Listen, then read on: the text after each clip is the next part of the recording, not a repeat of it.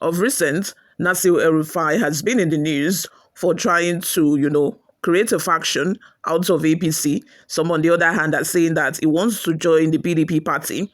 For the first time in a while, last night, Nasir El Rufai gave an interview with Arise Television, and in a no-holds-barred interview, Nasir El Rufai, said his mind for the first time, criticizing Bola Ahmed Tinubu and Rebado. He also said that now he's no longer friends with Obasani and a host of other people. The reasons he gave is going to shock you all, guys. Nasir El Rufai is obviously, I've said it countless times on this channel, that he's obviously hurting from the fact that his name was withdrawn from the ministerial list. Now he revealed at this particular interview that it wasn't the Senate that did not approve his name, that it was in fact President Bola Ahmed Tinubu who changed his mind on his nomination and then withdrew his name from the list. You all, before we delve right into this explosive interview, if this is your first time here or you have not subscribed to this channel, please, what are you waiting for? Go ahead and click on the subscribe button down below.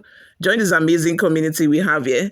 Also give this video a massive thumbs up as well. That way YouTube is able to recommend this video to other YouTube viewers all around the world. Lastly, please leave your opinions in the comment section below. Today, Monday, 2025, Malam Nasir El Rufai appeared on Arise Television and accused President Tinubu and the National Security Advisor of being behind his failed ministerial nomination. Mr. El Rufai said, among other things, that the president did not want me in his cabinet. Nothing could be further from the truth. The fact is that President Bola Tinubu nominated Malam Nasir El Rufai as a minister and, as is constitutionally required, sent his name to the National Assembly for Senate confirmation. During the Senate confirmation process, the National Assembly requested security clearance from both national and international security and intelligence agencies, and it was discovered that Nasir El Rufai failed his security screening woefully. It was considered a diplomatic liability to Nigeria, and on Thursday, February 7, 2019, Malam Nasir El Rufai threatened European Union observers with death if they intervened in Nigeria's impending presidential elections, which were to take place on Saturday, February 16, 2019. We were waiting for the person who will come and intervene. They will go back in body bags because nobody will come to Nigeria and tell us how to run our country. So strongly did the European Union view this threat that they wrote officially to the government of Nigeria to protest and issued a public statement concerning Nigeria. Malam Nasir El Rufai was also fingered as a major contributor in the genocide of Southern Kaduna Christians after he admitted on multiple occasions to paying killer headsmen while he was governor. Thirdly, Nasir El Rufai's government was indicted in the Zaria Shahid's massacre of Saturday, December 12, 2015, where 438 Shahid's men, women, children, and infants were slaughtered in one of Africa's worst human rights violations. Additionally, Mr. El Rufai was specifically cited for demolishing the homes of his political opponents in Kaduna. For example, he demolished the home of Senator Sulaiman Okuliyi and Onuwa Abdul Kadir, the then Northwest Zonal Chairman of a ruling All Progressive Congress, who was an ally of Nasir El Rufai's political foe, Senator Shehu Sani. Then there is the demolition of another critic's home under the guise that the house hosted a sex party. It was later established that the so-called sex party was a prank, and the prankster was not even the owner of a building, yet the El Rufai regime destroyed Aisha Yakubu's home. Finally, his reckless utterances against Christians, whereby on Saturday, January 27, 2013, he insulted Jesus Christ, and on Friday, January 18, 2019, when he said, even if I bring the Pope, Christians will never vote for me. For these and other reasons, Malam Nasir El Rufai failed his security clearance and could not be cleared by the Senate of the National Assembly. He has himself to blame for this, not the president or the NSA. Nigerians may recall that El Rufai was not the only ministerial nominee who was refused clearance. Nasir El Rufai and two others, including Danladi Sani, the Taraba State nominee, and Stella Okotete of Delta State, were rejected because security agencies refused to clear them. None of the others had blamed the duo of a president or his NSA, none except El Rufai. Thereafter, El Rufai withdrew his nomination and named his former commissioner for local government, Jafar Rusani, as his replacement. Nasir El Rufai is bitter that his desire to be a minister was scuttled, and in his bitterness, he's attacking those who are bringing betterment to Nigeria.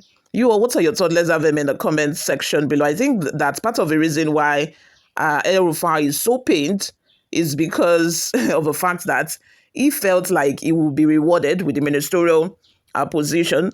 And, it was even during the fight for Tinubu that he uttered the statement that any European Union or any international observers who want to interfere in the election will go back in body bags. He felt he was defending Tinubu. He truly felt he was doing the Lord's work. But he did not know that, in defending Tinubu, he has uttered, statements that could be used against him in the future. That is life for you, my people. In life, you might be supporting somebody or you might be supporting a beloved that you think is right in a fight. But don't carry the fight on your head and hold your own problem on your own hand. And don't even overdo things. I think those are the lessons that, we could draw out from this situation. Apart from the fact that he had other issues that might be used against him when he was a governor in Kaduna State. His utterances, I don't know.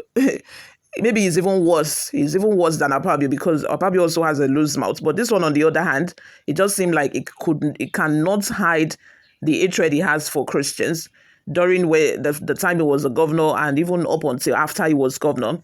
His utterances are all of the things that worked against him in clinching the ministerial position. Before we go, let's take a look at some of the reactions we got online. The first comment is from Ademolaadeleke Koya, says, to me, he's just using all of this to be relevant to the public because he seems to know that his political career is at stake. I don't trust him an inch. Kelvin says, you are still the same man who called Tinubu names as drug man, who is unfit to rule the country in London. Your placard said it all, and history has documented it. You can't blow hot and cold at the same time. Another comment from Patrick says, and the former governor of Bauchi, Matawali, was cleared, even when it is known that he uses people to steal goods and was even paying them. When a professor says Matawali is one among others supporting the evil, NSC and Senate cleared him. Laugh out loud. That's the thing about life. Or maybe we should just conclude that they have their own personal reasons for not clearing El Rufai, apart from, all of the utterances and the statements, because now they are claiming that El Rufai failed the security clearance screening. While on the other hand, we have Bello Matawali, who was the former governor of Zamfara State and has been accused. A lot of people have accused him openly of being the one behind Boko Haram in his state, and they have also accused him of sponsoring bandits and Boko Haram. Matawali, on the other hand, passed the security screening or clearance. It's just, I don't know, it's just so conflicting. What are your thoughts? What do you think about all of this? Because El Rufai is not ready to let go of that pain because he wasn't given the ministerial position. And on the other hand, like somebody mentioned, I also feel like if he does not see all of these things that he's saying, before you know it, he would disappear into the shadows. And I think that he's just using all of this to remain relevant and to just be in the news. What's it called? These celebrities will say that any publicity is a good publicity, be it bad publicity, be it good publicity. It's just publicity, and there is no way it's not going to help, his exposure. Let's have your thoughts and opinions in the comment section. What do you all think of all of this? If you have not subscribed at this point, just know that you are missing. So please do the needful by supporting this channel. Click on the like button, subscribe, and all that good stuff. I will see you all in my next video. Bye for now.